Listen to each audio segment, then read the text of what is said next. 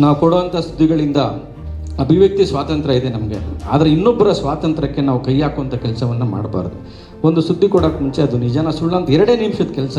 Breaking news 2 ನಿಮಿಷ late ಆದರೂ ಪರವಾಗಿಲ್ಲ, ಆದರೆ ಸತ್ಯ ಇರಬೇಕು. ಸತ್ಯ ಯಾವುದು ಸುಳ್ಳು ಯಾವುದು, ಅರ್ಧ ಸತ್ಯದ ಸುದ್ದಿಗಳನ್ನು ನಾವು ಯಾವತ್ತೂ ಕೂಡ ಕೊಡೋಕ್ಕೆ ಹೋಗಬಾರ್ದು. ಜೊತೆಗೆ ನಾವೇ ಊಹೆ ಮಾಡ್ಕೊಬಿಡೋದು. ಈಗ ಮೊನ್ನೆ ಮೈಸೂರಲ್ಲಿ ಒಂದು ಕಾರ್ಯಕ್ರಮ ಆಗ್ತಾಯಿತ್ತು. ಮುಖ್ಯಮಂತ್ರಿಗಳು ಉಪಮುಖ್ಯಮಂತ್ರಿಗಳು ಇಬ್ಬರು ಇದ್ದರು.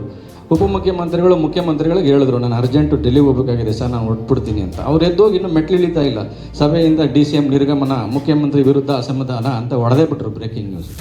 ಕೊನೆಗೆ ಪಾಪ ಅಲ್ಲಿ ಅವರು ಕಾರಣ ಕೂತ್ಕೊಂಡು ಮೊಬೈಲ್ ನೋಡ್ತಾರೆ, DCM ಸುದ್ದಿ ಬರ್ತಾ ಇದೆ. ಅವರು ಕ್ಲಾರಿಫಿಕೇಷನ್, ಇಲ್ಲಪ್ಪ ಇಲ್ಲ ನಾನು ಅರ್ಜೆಂಟ್ ಹೋಗಬೇಕಾಗಿತ್ತು ಅಂತ ನಾನು CM ಅವ್ರಿಗೆ ಹೇಳಿನೇ ಹೊರಟೆ ಅಂತ ಕ್ಲಾರಿಫಿಕೇಷನ್ ಕೊಟ್ಟರು. ಕ್ಲಾರಿಫಿಕೇಷನ್ ಹಾಕಲ್ಲ, ಆ ಸುದ್ದಿನೇ ಇಡೀ ದಿವಸ ಓಡ್ತಾ ಇರುತ್ತೆ. ಮೊನ್ನೆ ಎಲ್ಲೋ ಡೆಲ್ಲಿಗೆ ಹೋಗಿದ್ವು, ಇಬ್ಬರು ರಾಜಕೀಯ ನಾಯಕರು ಮಾತಾಡ್ತಾ ಇದ್ರು. ರಾಜಕೀಯ ನಾಯಕರ ಮಧ್ಯೆ ದೊಡ್ಡ ಗಲಾಟೆ, ವಾಗ್ವಾದ ಅಂತ. ಅಲ್ಲಿದ್ದಿದ್ದೇ ಇಬ್ಬರು ನಾಯಕರು. 3ನೇ ವಾರ ಇರ್ತಾರೆ, ರಿಪೋರ್ಟರ್ ಟೇಬಲ್ ಕೆಳಗಡೆ ಕೂತಿರ್ತಾರೆ. ಈಗ ಆಮೇಲೆ ಆಮೇಲೆ ನಮ್ಮನ್ನೇ ಕೇಳೋದು, ಸರ್ ಈ ಥರ ಆಗಿದೆಯಂತೆ ನಿಜಾನ ಅಂತ. ಇಲ್ಲಪ್ಪ ಈ ಥರ ಆಗಿಲ್ಲ ಅಂತಂದರೆ, ಇಲ್ಲ ಸರ್ ಸುದ್ದಿ ಕೊಟ್ಬಿಟ್ಟಿದ್ದೀನಿ ಸರ್, ನಿಜ ಅಂತೇಳಿ ಸರ್ ನೀವು. ನಮ್ಮ ಆಫೀಸಿಂದ ಫೋನ್ ಮಾಡಿದ್ರೆ ನಿಜ ಹಿಂಗಾಗಿದೆ ಅಂತ ಹೇಳ್ಬಿಡಿ ಸರ್. ರಾತ್ರಿ 10:30 11 ಗಂಟೆಗೆ, ಸರ್ ನಾಳೆ ಬೆಳಗ್ಗೆ ಏನಾದರೂ ಒಂದು ಸುದ್ದಿ ಕೊಡ್ಬೇಕು ಸರ್, ಏನಾದರೂ ಇದ್ದರೆ ಹೇಳಿ ಸರ್ ಅಂತಾರೆ. ಏನೂ ಇಲ್ಲ, ಸುದ್ದಿ ಎಲ್ಲ ತಣ್ಣಗಿದೆ ಅಂತ. ತಣ್ಣಗಿರೋಕ್ಕೆ ಎಲ್ಲಿ ಸಾಧ್ಯ ಸರ್, ಏನೋ ನಡೆದಿರ್ಬೇಕು ನೋಡಿ ಸರ್ ಅಂತ. ನನಗೆ ಡೌಟು, ಏನಾದರೂ ನಡೆದ್ಬಿಟ್ಟಿದೆಯಾ ಎಲ್ಲಿ.